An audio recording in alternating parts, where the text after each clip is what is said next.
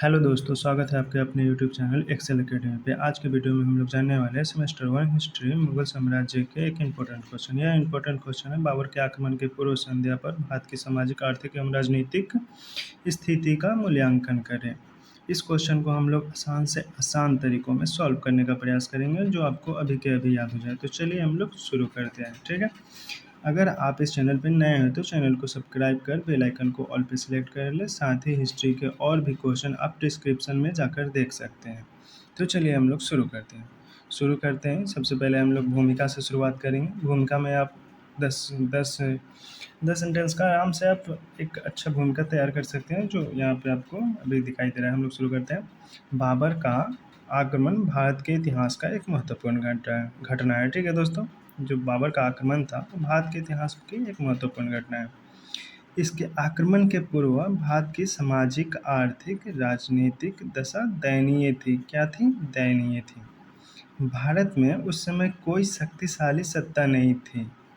मतलब जो शासक था वो अपनी स्वतंत्र राज्य की स्थापना करना चाहता था। स्वतंत्र राज्य नहीं, प्रांत। ओके दोस्तों। उस समय भारत के केंद्र में दिल्ली सल्तनत के शासक इब्राहिम लोदी का शासन था। उस समय किसका शासन था भारत में? इब्राहिम लोदी का, ठीक है दोस्तों। लोदी वंश का ये शासक था, जिसको पानीपत के प्रथम युद्ध में बाबर ने 1526 में हराकर भारत में मुगल साम्राज्य की स्थापना की थी। आगे बढ़ते हैं। भारत के सभी प्रांत अपनी स्वतंत्रता के लिए संघर्ष कर रहे थे। क्या कर रहे थे? भारत के जो सभी प्रांत थे आपस में संघर्ष कर रहे थे अपनी अपनी स्वतंत्रता के लिए, ठीक है दोस्तों। अब हम लोग यहाँ से देखेंगे। समाज केंद्र के शासक और प्रांत के राजाओं के अत्याचार से परेशान हो चुका था। क्या हो चुका था? यानी एक प्रकार की कर थी, बहुत सारी दुविधाएं थी, इस कारण वो परेशान हो चुके थे। क्या? समाज परेशान हो चुका था। आर्थिक क्षेत्र में कोई उन्नति नहीं हो पा रही थी। शासक अपने भोग विलास में हमेशा मग्न रहता था। जो शासक था इब्राहिम लोदी वंश का, वो समाज पे कोई ध्यान नहीं देता था, ठीक है दोस्तों। वो अपने भोग विलास में ही मग्न रहता था। आगे उस समय भारत की राजनीतिक, सामाजिक, आर्थिक दशा का विस्तार पूर्वक वर्णन निम्नलिखित है। आगे हम लोग देखेंगे भारत की राजनीतिक दशा। भारत के आक्रमण के पूर्व भारत की राजनीतिक दशा शोचनीय थी। केंद्र में ऐसी कोई शक्तिशाली सत्ता नहीं थी जो बाहरी आक्रमण को रोक सके, ठीक है दोस्तों। केंद्र में ना ऐसी कोई सत्ता नहीं थी जो एकदम मजबूत हो, एकजुट होकर बाहरी आक्रमण को रोक सके। भारत के सभी प्रांत में स्वतंत्रता के लिए होड़ लगी हुई थी। क्या लगी हुई थी? होड़। सब एक दूसरे में संघर्ष कर रहे थे। भारत के राजनीतिक में यह समय उथल पुथल का था। क्या क्या था? उथल पुथल का था, ठीक है दोस्तों। आगे हम लोग देखेंगे भारत के जो सभी प्रांत थे वहाँ पे स्थिति कैसी थी। तो सबसे पहले हम लोग दिल्ली से शुरुआत करते हैं। दिल्ली में देखते हैं। दिल्ली में उस समय दिल्ली सल्तनत के लोदी वंश के शासक इब्राहिम लोदी का शासन था, जो एक अयोग्य शासक था। कैसा शासक था? एकदम अयोग्य शासक था। यह दिल्ली सल्तनत का अंतिम शासक भी कहा जाता है, क्योंकि इसके बाद दिल्ली सल्तनत का पतन हो गया था, मुगल साम्राज्य की स्थापना हो गई थी। इसने अपने कार्यों से दरबार के अमीरों एवं सरदारों को नाराज कर दिया था। क्या कर दिया था? नाराज। जो इसके लिए बहुत ही हानिकारक सिद्ध हुआ। कैसे?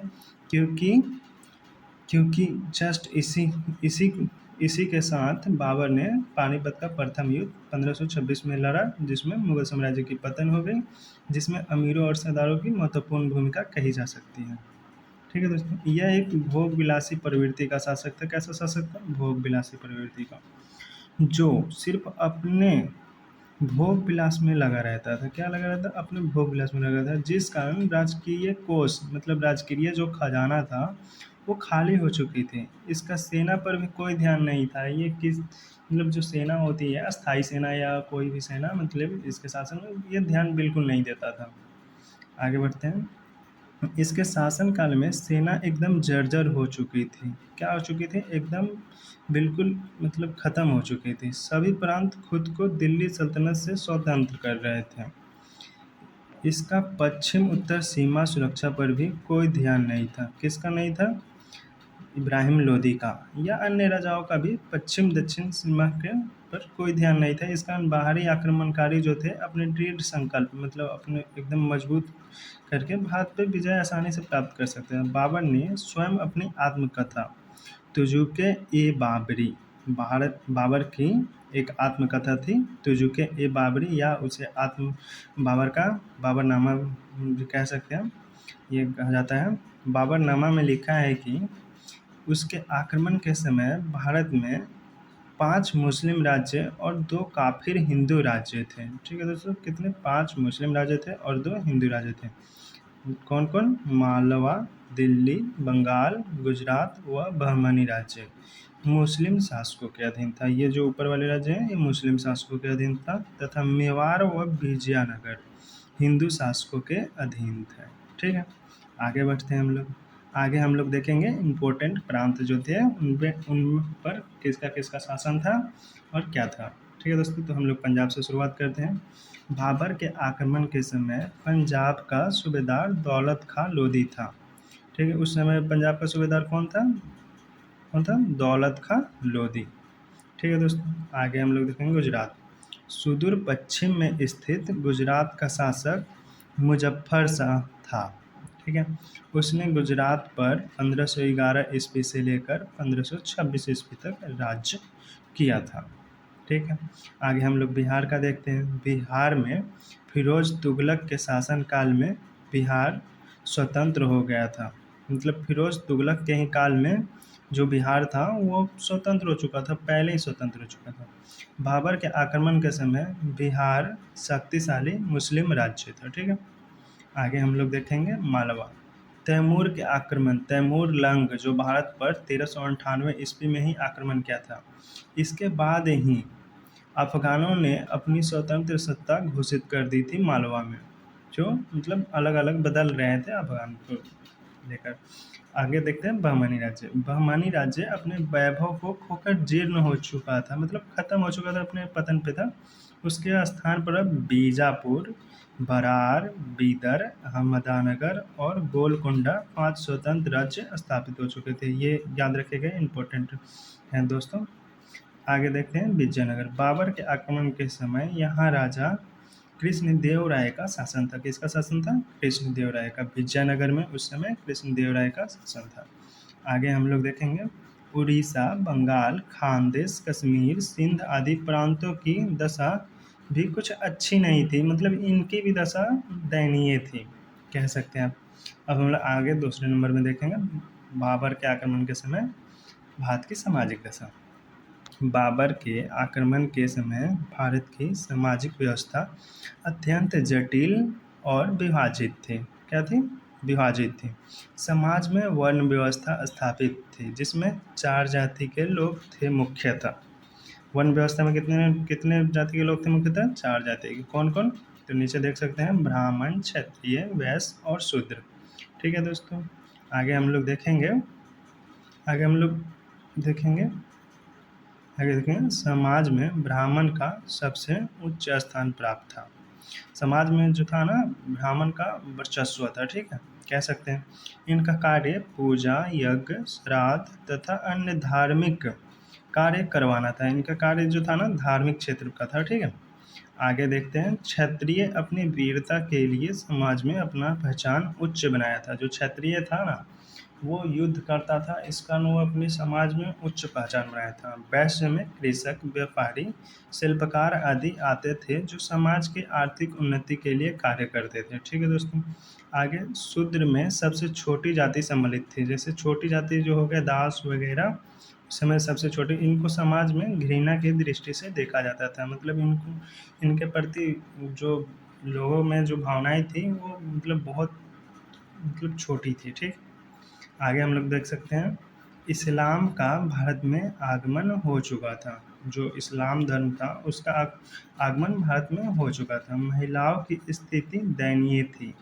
मतलब उस समय महिलाओं की स्थिति कुछ अच्छी नहीं थी। इनके लिए समाज में अनेक प्रथा थी जो इनका जीवन नर्क बना रही थी। कैसा बना रही थी? नर्क। जैसे जौहर प्रथा, जौहर प्रथा आप जानते ही हैं, जब राजपूत राजा युद्ध में हार जाते थे तो उनकी रानियां अपने दासियों के साथ जौहर आग में डूब जाती थी। सती प्रथा, सती प्रथा मतलब ये होता है कि जैसे किसी का पति अगर मर गया, मतलब मृत्यु हो गई उसके पति की, तो उसके पत्नी को भी उसकी चिता के साथ मतलब जला दिया जाता था दोनों को। बाल विवाह, छोटी उम्र में विवाह कर दिया जाता था स्त्रियों का। बहु विवाह, बहु विवाह मतलब जो उस समय में मतलब पुरुष थे वो बहुत सारे विवाह करते थे, जैसे 3-4। इससे स्त्रियों के जो जीवन पे बहुत बुरा प्रभाव पड़ता था। समाज में छुआछूत की भावना थी, मतलब एक दूसरे से ना मतलब लोग छुआछूत की भावना रखते थे। ठीक है, आगे हम लोग देखेंगे आर्थिक दशा। भारत एक समृद्ध देश था, मतलब पूरे परिपूर्ण था। मार्को पोलो, इब्न बतूता और महुआन जैसे विदेशी यात्रियों ने भारतवर्षम की संपन्नता की पुष्टि अपने यात्रा वृत्तांत में की है। मतलब जो मार्को पोलो, इब्न बतूता और महुयान जैसे विदेशी यात्री थे, वो भारत के जो संपन्नता है उसकी पुष्टि अपने यात्रा वृत्तांत में की है। बंगाल, गुजरात, मेवाड़ समृद्धशाली क्षेत्र थे जो उस समय थे, मतलब बाबर के आक्रमण के समय बंगाल, गुजरात और मेवाड़ समृद्धशाली पूरे परिपूर्ण देश थे। संभवतः भारत की समृद्धि ने ही बाबर को भारत पर आक्रमण करने के लिए प्रेरित किया। उस समय भारत की जो आर्थिक दशा थी ना वो बहुत अच्छी थी, ठीक है, कह सकते हैं अच्छी। बाद में जो राजनीतिक उथल फेर हुए ना उसके कारण खराब हो गई थी। इसी ने भारत बाबर को भारत पे आक्रमण करने के लिए प्रेरित किया था।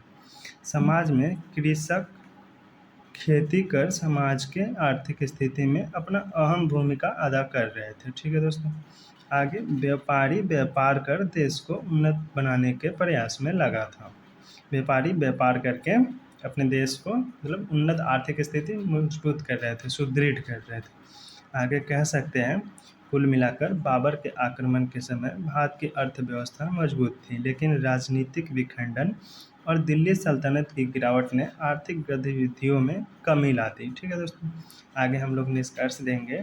कुल मिलाकर यह कहा जा सकता है कि बाबर के आक्रमण के पूर्व राजनीतिक को छोड़कर सामाजिक एवं आर्थिक दशा अच्छी थी, परंतु देश की राजनीतिक उथल फेर ने देश को खोखला बना दिया था। मतलब ये कह सकते हैं कि उस समय जो सामाजिक और आर्थिक जो दशा थी वो उन्नत थी, परंतु जो राजनीतिक दशा थी ना वो ये दोनों को मतलब बेकार कर दी थी। मतलब उस समय बहुत सारे उथल फेर हो रहे थे, सभी प्रांत अपनी स्वतंत्रता के लिए संघर्ष कर रहे थे, केंद्र में ऐसी कोई शक्तिशाली सत्ता नहीं थी, जिस कारण उस समय भारत की स्थिति थोड़ा इन दोनों में भी दयनीय हो गई थी। तो ठीक है दोस्तों, यहाँ तक हम लोग समझ लिए। अब मिलते हैं नेक्स्ट वीडियो में। ठीक है दोस्तों, पसंद आए तो लाइक, सब्सक्राइब एंड वीडियो को शेयर ज़रूर करें। ओके, धन्यवाद।